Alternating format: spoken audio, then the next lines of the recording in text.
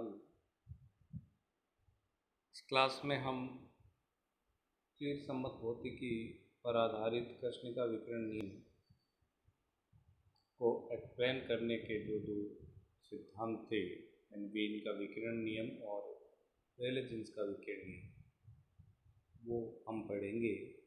वो जो सिद्धांत थे वो क्लासिकल कंसेप्ट पे थे और उन क्लासिकल कंसेप्ट पे बेस्ड इन थ्योरीज ने क्या ब्लैक बॉडी रेडिएशन कृष्णिका विकिरण स्पेक्ट्रम को पूर्ण रूप से समझाया या नहीं, इसको हम देखेंगे। तो सबसे पहले हम वीन का विकिरण नियम की बात करते हैं।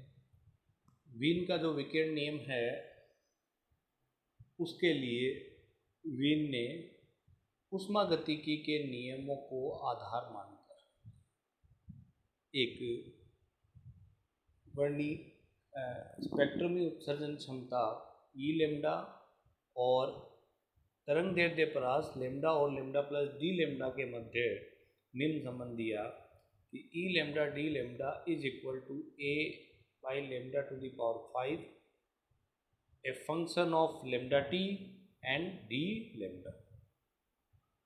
मीन्स यहाँ ए एक नियतांक है और एफ लेमडा टी है, वह एक लेमडा टी का फलन है।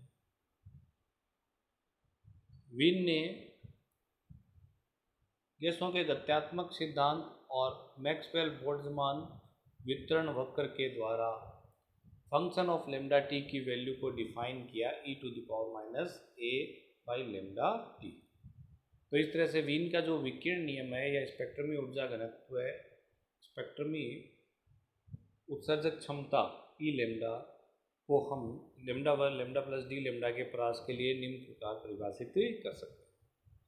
यहाँ देखिए आप, स्पेक्ट्रमी उत्सर्जन क्षमता है वह डायरेक्ट लेमडा घात 5 के व्युत्क्रमानुपाती है और यहाँ यह एक लेमडा के रूप में एक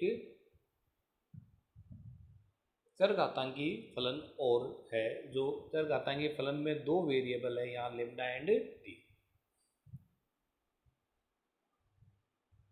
अगर इसी फलन को हम आवर्ती के पदों में लिखना चाहें तो हम लेमडा को c बाई म्यू आवर्ती और डी लेमडा को हम c by mu square minus D mu से प्रतिस्थापित कर सकते हैं।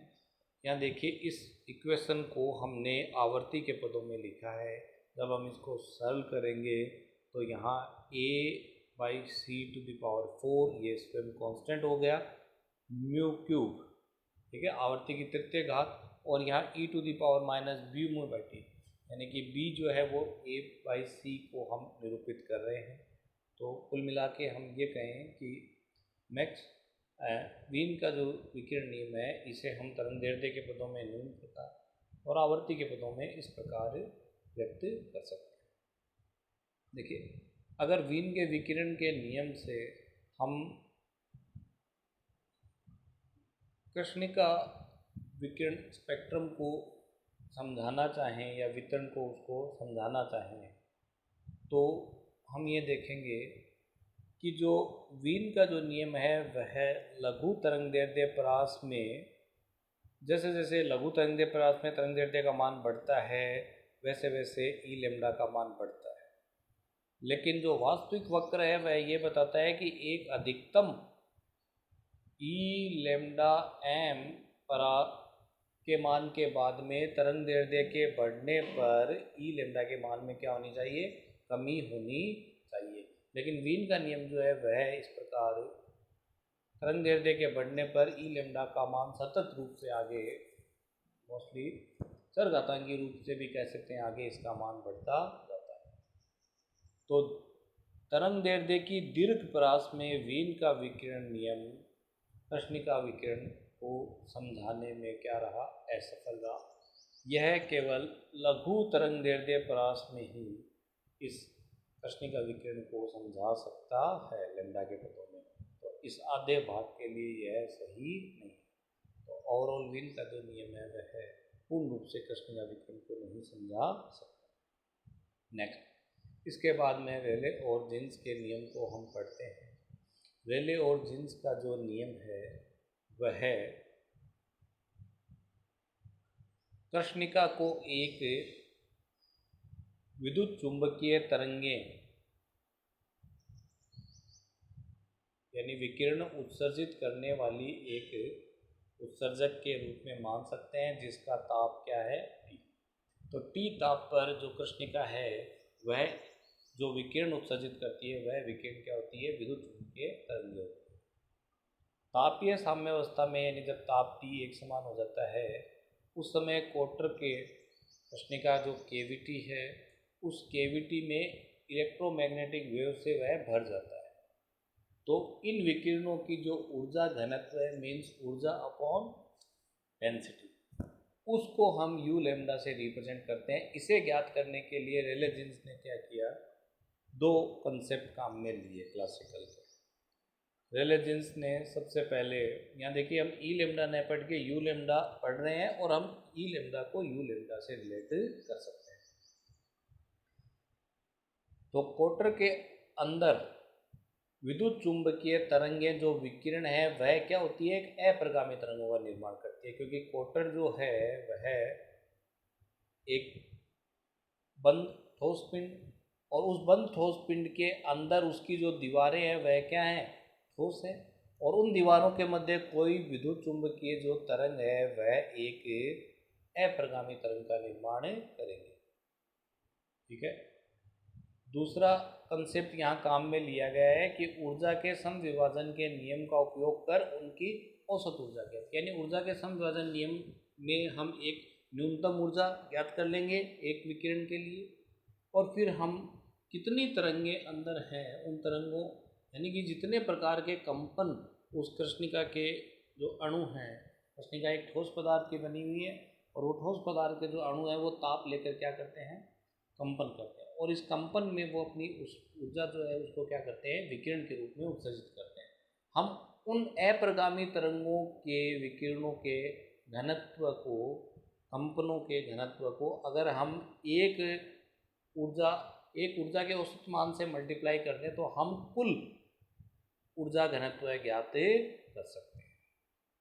तो इसके लिए हम क्या करते हैं कि कृष्णिका को एक ए भुजा का घनाकार कोटर मान लेते हैं, यानी इसकी लंबाई चौड़ाई ऊंचाई तीनों क्या ए मान ली, क्योंकि हमें ऊर्जा घनत्व ज्ञात करना है। हम इसे घनत्व से क्या कर देंगे, आयतन से डिवाइड कर देंगे, इसलिए हम आयतन को अपनी सुविधा से एक घन मान लेते हैं। तो घन का आयतन क्या हो जाएगा, ए क्यूब हो जाएगा। तो देखिए अगर इस घनाकार कोटर में एक अप्रगामी तरंग बनती है तो इस अप्रगामी तरंग का समीकरण त्रिविम में इस प्रकार लिखा जा सकता है, E R T is equal to E zero sine k dot R and sine omega T, यानी यह एक अप्रगामी तरंग का समीकरण है जो हम पूर्व कक्षाओं में पढ़ चुके हैं। तो इस अप्रगामी तरंग के लिए हम देखते हैं कि k जो है दैट इज के एक्स आई के प्लस के वाई जे के और के जेड के के इज तरंग संचरण नियतांक, वेव प्रोपोगेशन कांस्टेंट, और r जो है वह एक पोजीशन वेक्टर है, स्थिति सदिश है किसी स्थिति x y z के लिए। तो इस समीकरण में अगर हम k डॉट r को लिखना चाहें तो हम इसे लिख सकते हैं ई जीरो साइन के एक्स एक्स के वाई वाई प्लस के जेड जेड। देखिए अब कृष्णिका की दीवारों का जो आयाम है वो हम जानते हैं कितना है, ए। तो अगर इसमें क्योंकि कृष्णिका की जो दीवारें हैं वह ठोस है और कोटर की जो ठोस दीवारें हैं वहाँ हम क्या बनेंगे, निष्पन्न। तो कंपन की विधा यानी कितने प्रकार कितने मोड हो सकते हैं कंपन के, तो सबसे पहले अप्रगामी जो तरंग बनेगी उसकी ये स्थिति होगी। ठीक है, अगर यहाँ पर हम देखें तो ये बनने वाली अप्रगामी तरंग ये हो गई, यानी कि इसके जो कंपन है वह ऊपर और नीचे की तरफ होंगे। यहाँ आप देखिए कि अगर इस तरंग को मैं आधी तरंग का हिस्सा मानूं तो इट्स मीन ये कितना हो गया, लेमडा बाई 2, और ये लेमडा बाई 2 है वो किसके इक्वल है, कोटर की दीवारों भुजाओं ए के इक्वल है। तो ये कंपन की पहली विधा हो गई, इट्स मीन लेमडा 1/2 जो वेवलेंथ हम अगर लेमडा 1 माने पूरी की, तो लेमडा 1/2 इज इक्वल टू क्या है, ए है।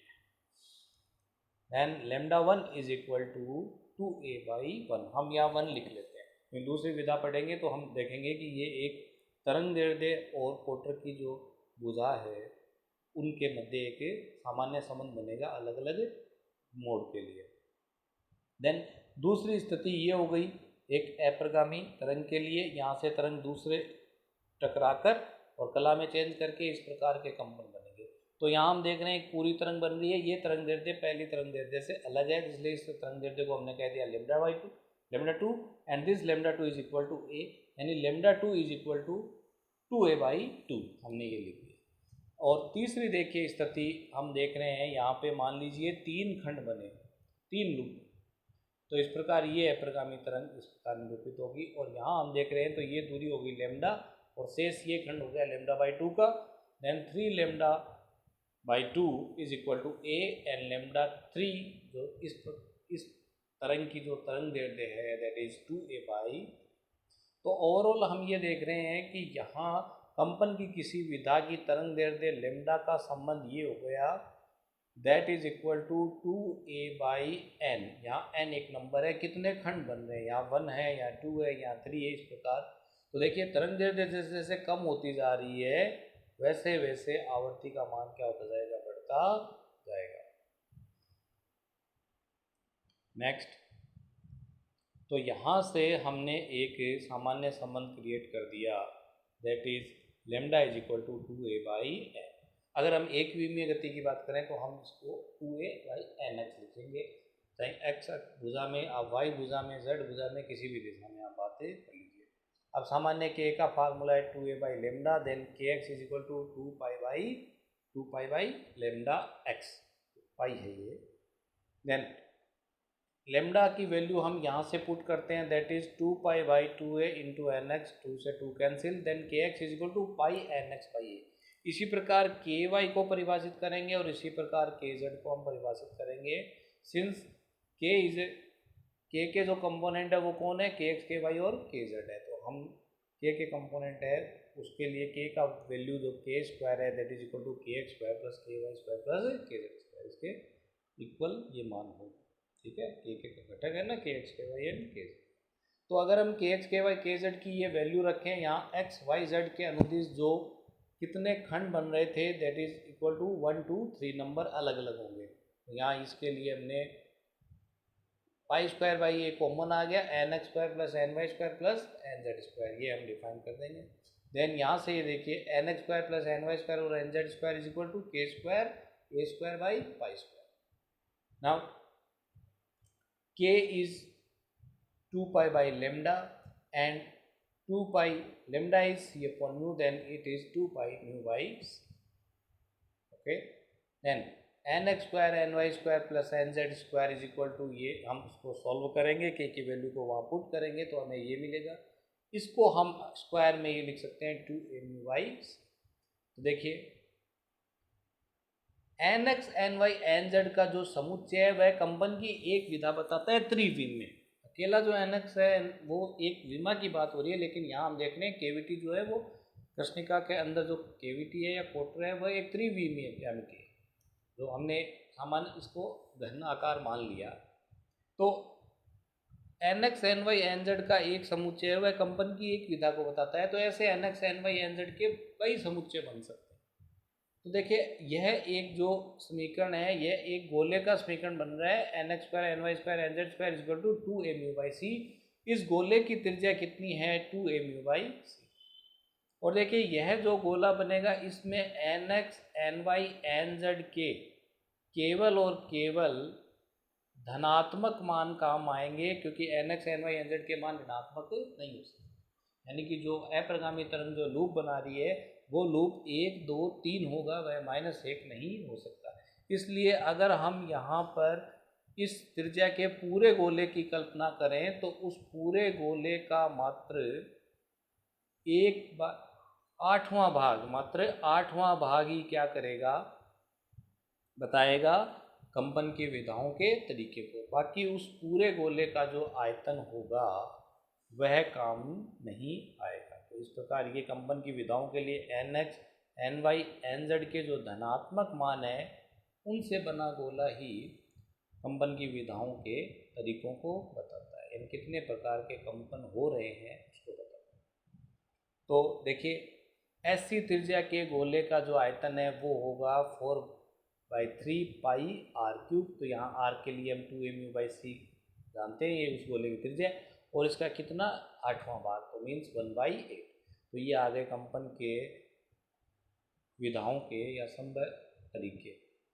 अगर हम इसको म्यू व म्यू प्लस डी म्यू प्रास में ज्ञात करना चाहें तो हम इसका अवकलज ले लेंगे, then N mu D mu is equal to ये आ गया 4π² c³ डी म्यू।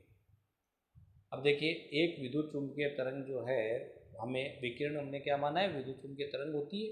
इसलिए विद्युत चुंबकीय तरंगों के लिए ध्रुवण के लिए 2 तल संभव हैं, इसलिए यहाँ पर 2 ध्रुवण की अवस्था होने के कारण कंपन की विधाएं भी क्या हो सकती है, दुगनी हो सकती है। तो देन इस टोटल कंपन की जो विधाएं हैं वो इसका क्या होगी, डबल, तो ये हो गया 8π² c³/3। ठीक है। और हम ज्ञात करना चाहें इकाई आयतन में, तो इकाई आयतन के लिए हम क्या कर देंगे कि इस पद को क्या कर देंगे, आयतन से डिवाइड कर देंगे, तो आयतन a³ यहाँ से क्या हो जाएगा, चला गया, तो ये देखिए a यहाँ नहीं है।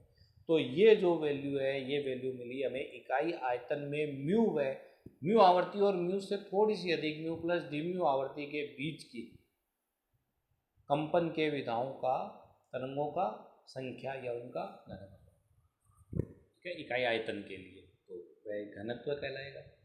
अब देखिए रेले जीन्स के नियम का पहला काम हमने कर दिया, कंपन के विधाओं की संख्याएं ज्ञात कर ली। अब अगर हमें कोटर में कुल ऊर्जा घनत्व ज्ञात करना है तो कोटर में अप्रगामी तरंगों के घनत्व को हम क्या कर देंगे, एक अप्रगामी तरंग की औसत ऊर्जा से मल्टीप्लाई कर देंगे, तो कुल औसत ऊर्जा जो है, औसत ऊर्जा घनत्व है, दैट इज इनका मल्टीपल हो जाएगा। तो यहाँ देखिए ऊर्जा के समविभाजन नियम से T ताप पर उसमें साम्यावस्था में प्रत्येक स्वतंत्र विधा यानी कंपन के एक तरीके से संबंध गतिज ऊर्जा 1/2 kT होती है। तो एक विधा से संबंध कुल ऊर्जा गतिज और स्थितिज ऊर्जा दोनों काम में लेंगे, दैट 1/2 kT 1/2 kT इज kT। तो क्वार्टर में जो ऊर्जा घनत्व है U mu D mu that is equal to जो कितने प्रकार के विधाएं हैं वो, और एक विधा में कितनी ऊर्जा आवश्यकता होती है उनका मल्टीपल, और जब हमने इनका मल्टीपल किया तो हमारे को ये ऊर्जा घनत्व प्राप्त हुआ 8π²/c³ इंटू kT dv। ठीक है। अगर हम इसे तरंगदैर्ध्य के पदों में लिखना चाहे तो हम इस प्रकार लिख सकते हैं, लेमडा को c/μ से और d लेमडा को -c/μ² dμ से रिप्लेस कर देंगे। देखिए हम यहाँ माइनस नहीं लिखेंगे, माइनस इसलिए नहीं लिखेंगे कि ये अंडरस्टूड है कि जैसे जैसे आवृत्ति बढ़ती है तरंगदैर्ध्य में क्या होगी, कमी होगी, तो यहाँ माइनस को लिखने की आवश्यकता नहीं। तो समीकरण 6 और समीकरण जो 7 है वह रेले जीन्स के विकिरण नियम कहलाते हैं, यानी कि कृष्णिका द्वारा उत्सर्जित ऊर्जा घनत्व को निरूपित करता है। हम उत्सर्जित ऊर्जा घनत्व को स्पेक्ट्रमी उत्सर्जन क्षमता से रिलेटेड कर सकते हैं, जो पूर्व कक्षा में हमने बीच में रिलेशन है बता चुके। अब रेले जीन्स के नियम की भी असफल हो गया, क्यों असफल हो गया, देखिए यहाँ से आप देखिए कि म्यू के पदों में देखिए, यहाँ से यह नियम क्लियर कह रहा है मैथमेटिक्स इसकी कि आवर्ती जैसे जैसे बढ़ेगी ऊर्जा घनत्व है यू लेमडा या इससे संबंधित ई लेमडा का मान क्या होगा, बढ़ता जाएगा। तो देखिए यह जो नियम है यह निम्न तरंगदैर्ध्य कम तरंगदैर्ध्यों के लिए क्या होता है कि उनके मान को कम आवृत्तियों के लिए तरंगदैर्ध्य उच्च, तो यह निम्न आवृत्ति के मानों के लिए यू लेमडा के मान में जो वृद्धि है वह बिल्कुल विकिरण वक्र जो ब्लैक बॉडी रेडिएशन कर्व है उससे मैच करता है यहाँ तक का, लेकिन उच्च आवृत्तियों के लिए इसका मान क्या हो जाएगा, इनफाइनाइट हो जाएगा टेंस टू इस नियम से। तो उच्च आवृत्ति के विकिरण का मतलब हो गया पराबैंगनी विकिरणों के, यानी उच्च आवृत्ति के जो विकिरण है वह पराबैंगनी विकिरण की श्रेणियों में चले गए ना, तो पराबैंगनी विकिरणों के लिए यह वक्र यू लेमडा और यू म्यू और म्यू के बीच में रिलेटेड नहीं होता, तो उच्च आवृत्तियों के लिए यह विकिरण क्या हो जाता है, विकिरण नियम असफल हो जाता है। तो एक्चुअल इसका पीक मिलकर हमें इसके मान में क्या होनी है, कमी होनी चाहिए, लेकिन यह हमें प्राप्त नहीं होता। तो इस प्रकार यह जो इसका मिस मैचिंग करना है कर्व से, यह नंबर 1 विकिरण नियम की असफलता को बताता है, और दूसरा इसे हम पराबैंगनी विपदा भी कहते हैं क्लासिकल फिजिक्स के कंसेप्ट के कारण। तो पराबैंगनी विपद क्या है? पराबैंगनी विपद ये है। और विकिरण रेले जीन्स के विकिरण नियम की असफलता क्या है? रेले जीन्स का विकिरण नियम जो है वह निम्न आवर्ती के विकिरणों के लिए ही सही रिजल्ट देता है, उच्च आवर्ती के विकिरणों के लिए यह सही रिजल्ट नहीं देता। तो इसके पश्चात देखिए, ये दोनों नियम जो हैं, एक निम्न आवर्ती के लिए सही है, एक उच्च आवर्ती के लिए सही है। इधर जो है वो वीन का नियम है, वो उच्च आवर्ती के लिए सही है। तो दोनों नियम हैं वह उनकी एक परास हो गई। तो इसलिए ये दोनों नियम जो है क्लासिकल कंसेप्ट को मानते हुए जब काम में लिए गए, तो यह